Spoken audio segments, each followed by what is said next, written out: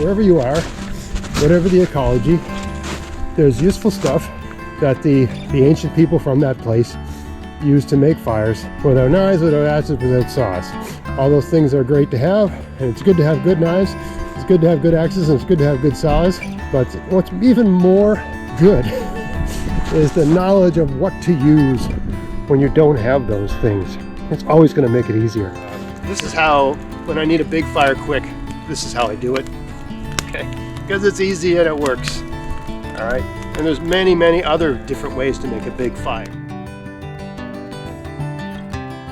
Hey, it's Greg here with Outdoors on the Cheap, just out in the woods. What a beautiful day today. And I thought I'd take a minute to speak to some comments on a video I did, I think 2 years ago. It's a video about fire making, kind of. And I'm going to speak to some comments that like one of the themes I get on the video.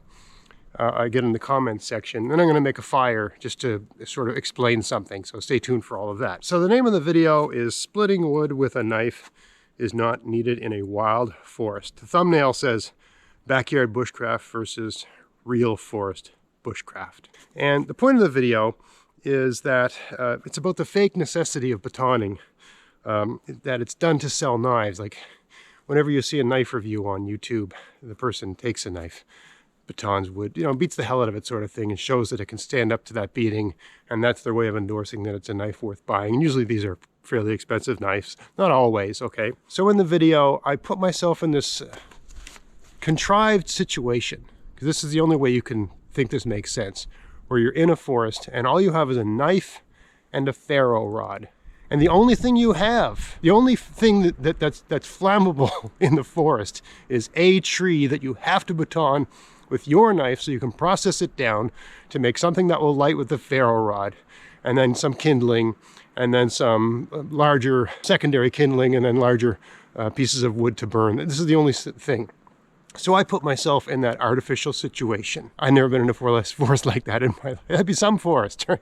Usually there's all kinds of materials in a forest that will burn if you know what you're doing. Anyway, I put myself in this contrived situation, and I showed that as long as you've got a ferro rod and a way to make sparks, you can still get a fire going in the woods if you know what you're doing. I used a dead tree that was rotten enough that I could tear it apart with my hands, but it was still sound enough that it wasn't really punk wood. It was like, it would snap and break as you broke it. So, it was kindling, right? And you could use that. And then I get a million comments on the video. And a lot of them are like guys saying, hey, I've been in the woods for 50 years and exactly, like I've never been needed to baton anything. These people are crazy. I get a lot of those comments, but I also get people disagreeing. So I thought I'd speak to some of that here today. Sorry for the long intro, I just had to set the context. So number one, I get a lot of people saying, batoning wood is an essential survival skill. You need to know how to baton wood. To which I would respond, yes, it's a good thing to know how to do. Nowhere in the video did I say you shouldn't know how to do it. That was not what the video was about. The video was about, like, the claim that this is the only way you can get a fire going in the rain. And that's ridiculous. How do you think people got fires going in the rain before there were knives? Right? I mean, if you look at human history, the much longer stretch of human history where there's no knives, no steel, no iron, right? We were getting fires going back then, right? It was hard, but we could do it, right? So yeah, of course it's not a necessity.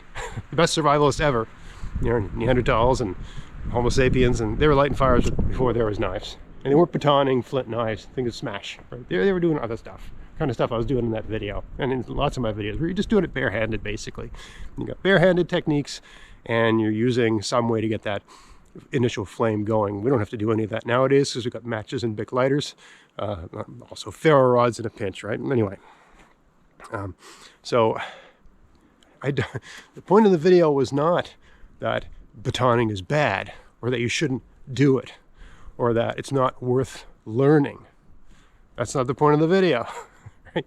The point of the video was that you don't need an indestructible knife that you can baton the hell out of to, chop down a forest with for lighting fires. That's just ridiculous. There's in a real wild forest, there's a lot of dead wood. There's lots of ways to get fires going. I usually bring a folding saw with me, but I never really need it for making fires, whether that's a really big fire or just a small fire to boil some water and make a lunch, that sort of thing. All right. One of the other comments is, well, batoning is fun. It's fun. It's fun to do. And to me, everybody's got the different, some people like getting whipped, I guess. Some people like getting beaten up, right? So everybody's concept of fun is different.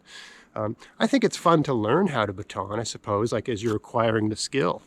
But you speak to anyone that runs a wood stove that has a constant need for kindling. I don't think they find making the kindling fun. Maybe I'm sure there's some people that do, I suppose, but most people that need kindling to run a wood stove, I don't think they think it's fun. And they're using a purpose-built, they're not using a knife to make the kindling, they're using a hatchet to make the kindling, the proper tool, right? So even with the right tool in the right situation, with cut pieces of wood, 90-degree cut, a little thing to put it on, even in all they got everything going for them. And it's still not fun. It's this tedious chore you got to do all the time. I love, a nice bundle of kindling. That's a nice thing to behold. It's a nice thing to have, but I don't like making the kindling. So yeah, if you think batoning wood is fun, sure. I think it's probably fun when it's novel. But, if you're in a survival situation, if you're exhausted, if you're hurt, it's not fun to have to process wood down to kindling. When there's other ways. The forest is full of its own kindling if you know what you're looking for, right? And the point of that video is understanding the ecology, to know where the fire lighting resources are, so you don't need an indestructible knife to use to make kindling and wood shavings and feather sticks and all this sort of stuff. Sure, it's a neat skill and it's an interesting thing to learn how to do, and we all did it as we were coming along. I suppose we read this survival book or that survival book, or listen to this guru or that guru. But in practicality, it's just a tedious, time-consuming way to make a fire when there's materials that are readily available in nature that make it so much easier. So yeah, if it's fun for you, whatever, but saying it's fun is not a reason to buy a $400 knife that's indestructible. There's better ways to have fun, believe me. Okay. Another comment that people have made is that, hey, it seems like you're wasting a lot of time wandering around the forest looking for the perfect tree that's still dry even though it's raining, and it's rotten enough that you can tear it apart with your bare hands, and dry enough to start a fire with, when you can just baton wood and make feather sticks and process it down to kindling and shavings and get the fire going that way. Now, I don't want to get on a rant here about people's attention span, but it took me 3 minutes to find that tree, and I did not, I tried to make it as realistic as possible. I made it real time. I wandered through the forest until I found a place where it wasn't too windy so I could record the video. And then I went actively looking I did not know what I was going to find when I started looking for the tree. You don't have to believe me. Maybe you can think I made it all up. If I made it up, I would have found it instantly. I wouldn't have taken 3 minutes and look. I think in the video I looked at one tree. I said, no, this one's no good. You have to be pretty devious to make that all, especially when I'm not selling anything. Okay. Anyway, it took 3 minutes to find a tree that was dry enough to light a fire with and rotten enough that I could tear apart with my hands. Right. And I got, let's say it was about 4 or 5 inches in diameter and 6-foot section of it. So it's lots of wood to get a fire going. Okay. So someone arguing that it would be faster to baton wood and process it down than the 3 minutes it took to find a tree I could push down with very little effort and tear apart with my bare hands. But somehow it would be more efficient. It would take less time to take down a tree. I don't know how many people have actually tried to do this.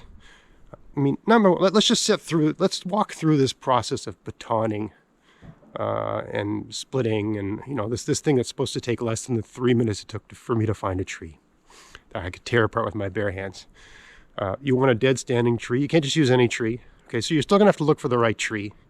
You can't use a green tree, a tree that's alive. You need a dead standing tree.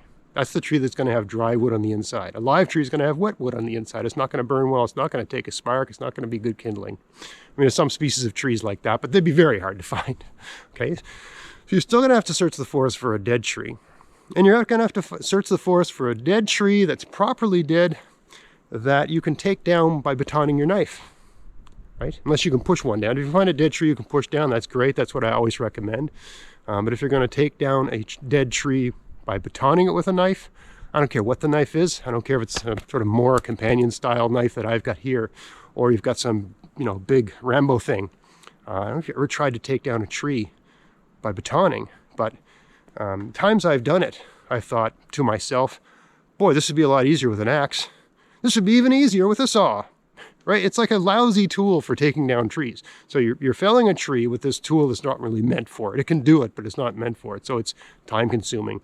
Now, once you've got that tree done, you're still not ready to do any batoning of the, splitting it, because you got to break it into a couple sections, at least 1 or 2 sections, at least 1, depending on the diameter of the tree, to get enough kindling, probably 2, right? So now you got to baton the tree, right? That takes time. And you got to break it down further and break it down further. And you got to make your feather sticks. Then you got to make your wood shavings, or you got to make super fine feather sticks, which you need skill to do. All of that takes time. And if it's raining while you're doing all that dry stuff's going to get wet while you're doing all that work. All right. One of the advantages of the approach I did in that video was I'm just ripping things apart with my hands. It doesn't take a long time. For the ease of effort of just walking around a little bit, 25-foot, 50-foot radius. Walking around is easy. Doesn't take a lot of energy, right? There's no risk of cutting yourself.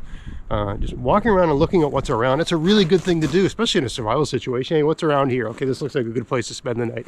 Walking around is always a good idea, especially if you're only spending a few minutes doing it. Now, the other comment was, okay, so you got a fire going, but how are you going to keep it going? How are you going to make it bigger?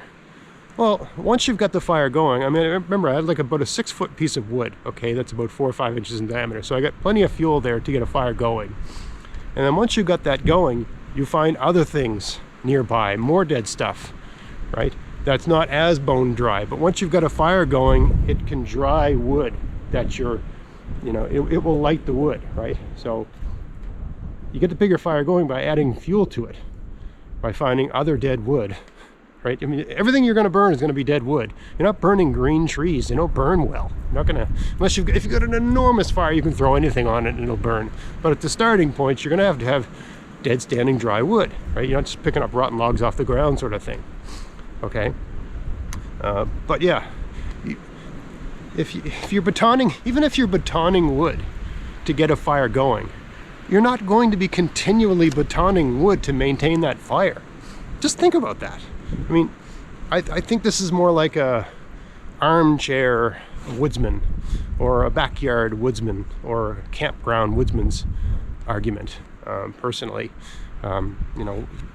If you're gonna baton, if for whatever reason you're in this amazing scenario where the only thing you can burn is a tree and you have to cut it down, you have to split it, and you have to make kindling, right? You're not gonna continually do that. Once a fire is of a certain size, it'll burn the thicker stuff, right? You just put the log across the fire, hem the fire in with logs, put the log across the fire burns the log a half, you put the sections in the fire. This is not rocket science. This is what ancient people did, right? Before there was saws and axes and stuff like that, right? They just got by the other way, right? This is not undoable. This is easy to do. So yeah, if you want to keep that fire going, you don't need to keep batoning and splitting wood. You need bone dry stuff to get it going, but you don't need bone dry stuff to keep it going. You need stuff that fire can burn the heat off, burn the moisture off and ignite. The third most common comment is people saying, that's not the best way to start a fire in the rain. That's not the best way to start a fire. I start a fire this way. I start a fire that way. To all those people, I say, dude, this is not the way I would start a fire in the rain. This was me putting myself in this contrived situation of the YouTube knife reviewer, right? The contrived situation where all you have is a knife and a ferro rod and everything is wet and you need a fire. And the only thing you can find that will burn is a dead tree. I mean, you can see behind me, there's fire making. If I did a panoramic view with this camera, there's fire making materials everywhere here, if you understand how to find them. I'm going to make a fire right here, okay, in a little bit. And I'm going to show you how I would make a fire if I had no time and I needed a big warming fire and I didn't have time to mess around and that sort of thing. In the video, I'm doing everything I'm doing in the video to put myself in the worst possible scenario where there's just the only thing there is a dead tree, right? That sort of thing. You know, in a real life scenario, because of the ecology where I live, the best fire lighting material is birch bark. And there's a tree right there. There's one behind the camera. There's one way over there. There's enough birch trees around here. You're gonna have a, you know, if it's raining, you make a ball of birch bark and you put it between two logs, and then you stack a whole bunch of stuff on top of that in a layered way, and you make a big old fire, which is what I'm going to do today. So it's not raining right now. It's so much easier to film when it's not raining. I'm sorry, but it did rain yesterday, and it rained the day before. And even though it's winter and things are supposed to be dry in the winter, they're not here. Okay. Again, I'm not saying, you know, you're never going to need to baton wood, or you should not baton wood. I didn't say that. It's more about the idea that this is something your knife has to be able to do, and your knife needs an infinite capacity to be batoned as heavily as possible. That's ridiculous. Okay, it's just ridiculous. You don't need to do that. There's other ways around. I've got videos where I show how to take down wrist-thick trees without batoning. Right? I've shown that in the forest, there's all kinds of dead trees you can just push down, because dead trees tend to rot right where they touch the ground because it's damp, right? If you need to erect a shelter, you know, it's handy to have a folding saw, or in a pinch to baton your knife to take down structural, you know, beams or whatever, wrist-thick branches and that sort of thing. All that's handy. But the idea that you need some indestructible knife, it's a sales pitch. It's so obviously a sales pitch. Anyway, just to show you a fast way to get a big fire going, I haven't got a lot of time to mess around with, I'm going to show you right now. Okay, let's get going. All right, so I got a spot here. Looks like a good spot to, you know, it's a natural shelter. All right, it's a fallen tree that recovered and started growing. Right, so you got something against your back here. This is a good place to set up a little, you know, spot to, you know, take a break, or even spend the night if you had to. You could have rigged it up into a lean-to without a lot of work. So I'm going to get a fire going right over there, and just need a few things to get it done. So let's go see if we can find those things. This looks perfect, and it's available. So I got this nice, oh, that's about 6 inches diameter at the base, and I got this fantastic, this is dead maple here. That's great wood if it's dry, but it looks like it's fairly dry. I got this nice big piece of dead maple here. I'll be able to break that whole thing off just with my physical strength. So I think this will be enough to really do the bulk of it. And there's plenty more materials around, okay? Yeah, but this is our base materials right here. So let me just bring this back to the spot, and then I'll show you what I do next. Okay, so here's what I've gathered so far, and almost all of this is from one spot. And I thought a good way to show you, just to give you a sense of what's required in wandering around, okay? I'm going to pace out from, this is where I'm going to make my fire, right? There's my walking stick. Just going to pace out how far I had to walk to find this. And then I'm just going to pace out some other things to show you how far I had to wander to find that. Again, I'm in a real wild forest. Not a campground, not my backyard. All right, let's go here. So 1, 2, 3, 4, again, not a straight line. 5, 6, 7, 8, 9, 10, 11, 12, 13, 14, 15, 16, 17, 18, 19, 20, 21, 22, 23. Okay, so 23 yards from my fire spot. This is where I got all that dead maple, and there's still a little bit more here. Right? It's not prom firewood, but dead maple is always good if you can find it. Okay, here we are back at the fire spot. Now, let me show you how far I got to go to get my primary kindling, which is going to be birch bark. Birch bark and other stuff, but the finest stuff is birch bark. There's a birch bark tree. Not a great one, but that's a birch bark tree. There's a birch bark tree. Lots of birch bark there. There's a birch bark tree. There's a birch bark tree. You get my point. Lots of birch bark around. Okay. Okay, let's go back to the fire lighting spot. 1, 2, 3, 4, 5, 6, 7, 8, 9 yards. Okay, now let's find other burning materials. I want to make, I got a lot of stuff to make a nice warming fire here. Not enough to last me all night, but let's say I'm just cold and I want to warm up. That's enough pretty much right there. But let's say I want more. Okay, 1, 2, 3, 4, 5, 6, 7, 8. And there's something right there. Not nothing. 10, 11, 12, 13. There's something right there. Good stuff. 14, 15, 16. There's something right there. I can rip that out of the ground with my bare hands. 14, 15. There's something right there. Another tree that I can knock over easily. Right next to it, a tree.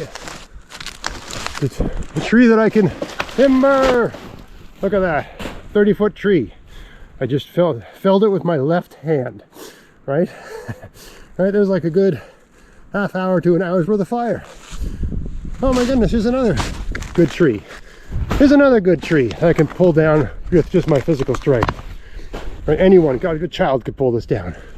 Look, there's another one. I mean, I'm walking a straight line here. There's another one, bone dry. Right, what's that, about 12 footer. I'll take that back. And I could keep doing this. I could keep doing this all day. Okay, you know, it's one thing if you're at some place that's picked over, right? Like the campground of some survival training course or some contrived situation like this. But if you're actually in the wilderness, there's stuff everywhere because no one's using it, right? The forest is in a perpetual state of growth and decay, and there's always living stuff and there's always dead stuff. And wherever you are, whatever the ecology, there's useful stuff that the ancient people from that place used to make fires without knives, without axes, without saws. All those things are great to have, and it's good to have good knives, it's good to have good axes, and it's good to have good saws. But what's even more good is the knowledge of what to use when you don't have those things. It's always going to make it easier. Now I need some birch bark. I'm just going to go gather that. I don't think I need to film that. You just pull it off the tree. You can use your knife to harvest heavily birch bark. I don't do that. I just take off what comes off easily. I see a birch bark tree over there about 20 yards with some big sheets hanging off of it. That's what I want.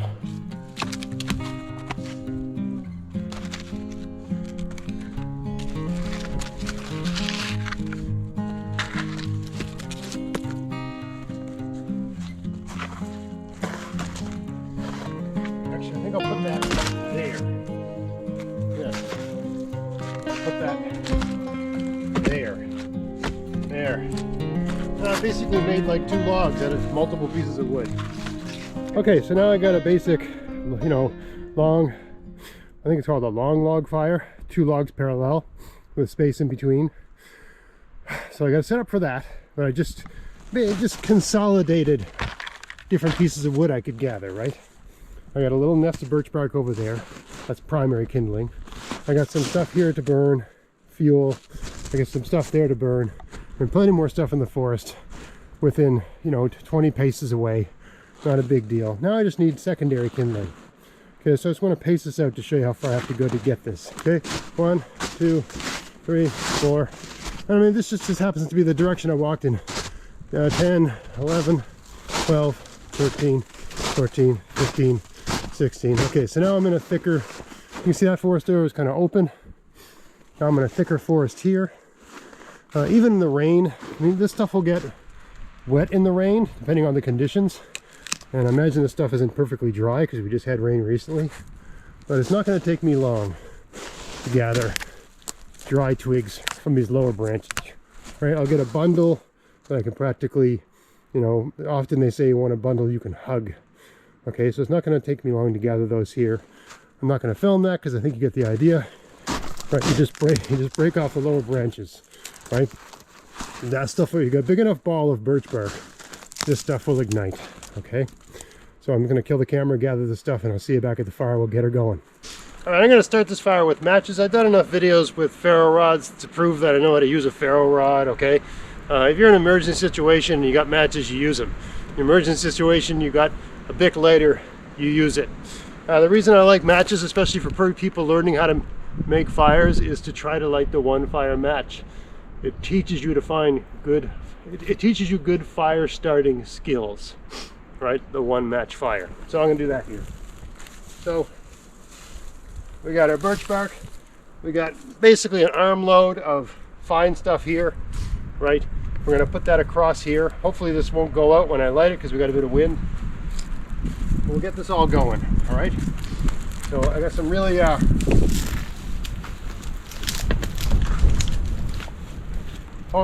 fine stuff to put right on top of the birch bark, all right? So let's get this going and see what kind of damage we can do. Now, I mean, this is all easier if you've got something that lights easily, right? I got some wax paper right in my matchbox. I got more in my pocket here. Lots of people bring different things with them, candles, cotton balls with Vaseline, etc., etc., etc. Right? Even in my match case here, I got Q-tips dipped in wax.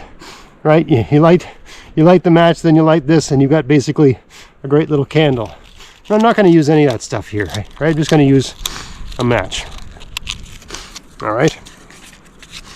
So let's get her going.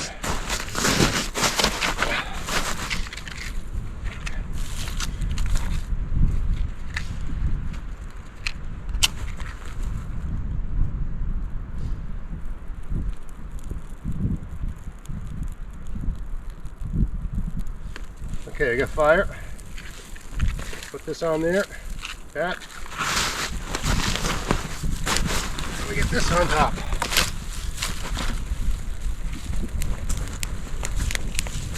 Hopefully we've got enough birch bark underneath to get this all going. Great thing about this style of fire is that it's hard to smother it, right? Because you got a space underneath.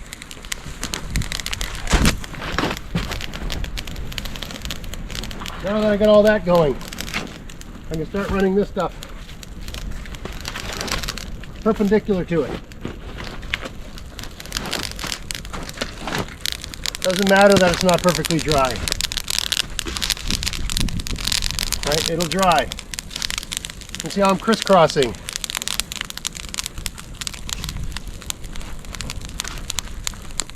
That's not as dry as I'd like. I'll put that over there to dry.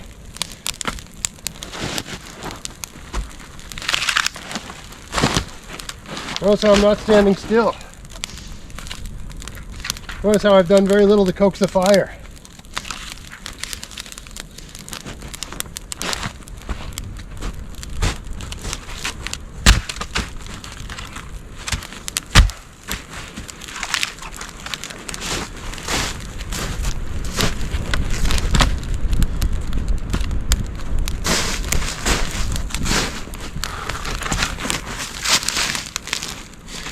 You see how quick that started?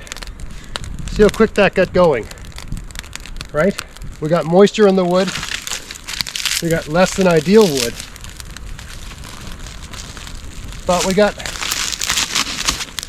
stuff that's flammable enough to get a fire going, right?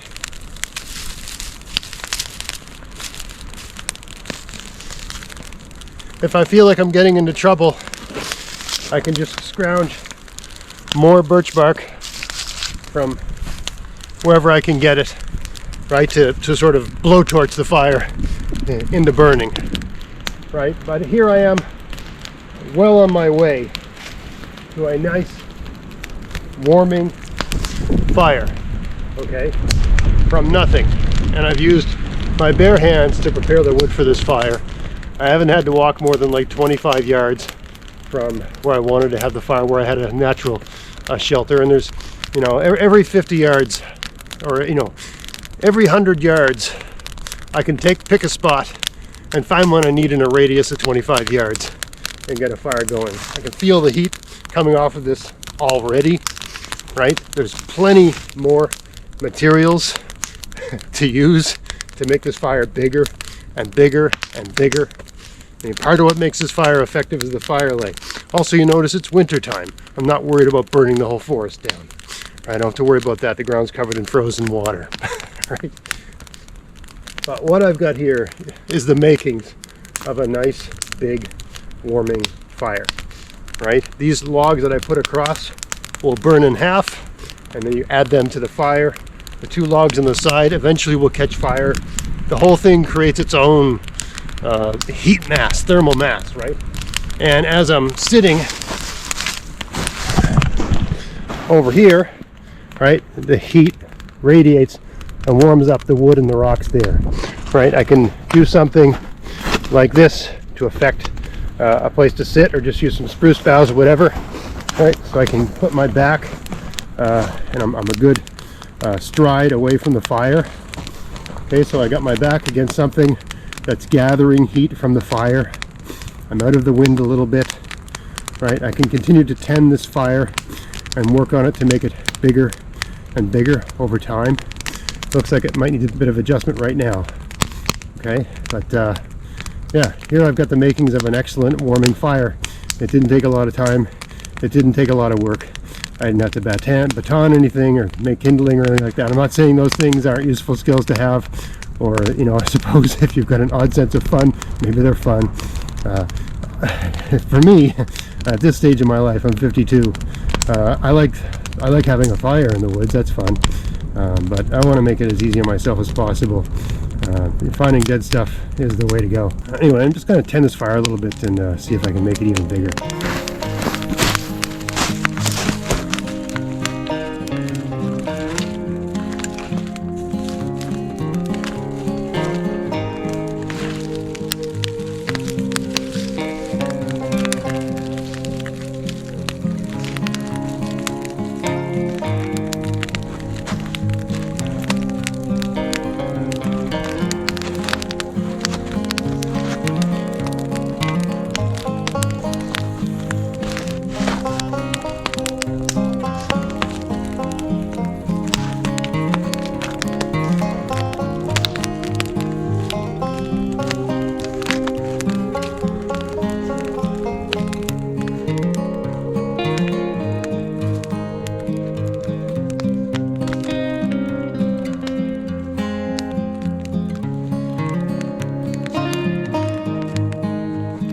Okay, so right now the fire has settled down a little bit, right? All the stuff that burned easily is burned up, and we've got thicker pieces of wood that are slowly getting the moisture driven off of them and igniting. But luckily, you see, I've got this hole here where I can shove things in, right? So it's sort of like cooking the wood above with smaller stuff below, whatever I can just find nearby. Right? I'm just continuing to feed things into the hole until you've got this massive, hot, burning pile of, you know, coals and burning wood, right? And then you're continuing to add and add and add and add. Okay, so this isn't a cooking fire for, I mean, you can be if you want to. If you want a big fire, if everybody's cold, got a group of people and you want to make a nice big fire and show everybody what a great woodsman you are, and this is fine for that. But for me, this is a campfire, right? Like, you know, we're getting warm by this thing. This is how you light a fire when you need a fire. You need a big warm fire. I mean, there's lots of different ways to do it, but to me, this is the way to do it. You don't mess around, right? You use what's there. You understand what kinds of wood burn well. You know, I knew that dead spruce burns well. Dead standing fir burns well. Dead standing anything burns well, but except for birch. Dead birch does not burn well at all. It rots. It rots inside the birch bark. Birch bark burns well. Dead maple, excellent firewood. Excellent for cooking, right? Lots of heat. You know, dead maple, if you can find it, pretty rare. I was just lucky that I found that big dead maple tree and I could just rip it down with my hands. What a find. And I was 25 yards from where I just randomly decided to set up my camp. But if I didn't have those, I would just be using spruce or whatever else I could find. There's lots of things around. You know, I made this fire the way I would make it in a real situation, right? Actually, I would use a Bic lighter normally, but I just used a match to show you that, you know, if you're learning to make fires, if you're developing those skills, I would use matches, because if you can light a one match fire, you know what you're doing. right? A match basically has enough flame to burn for a 5 count. 1, 2, 3, 4, 5.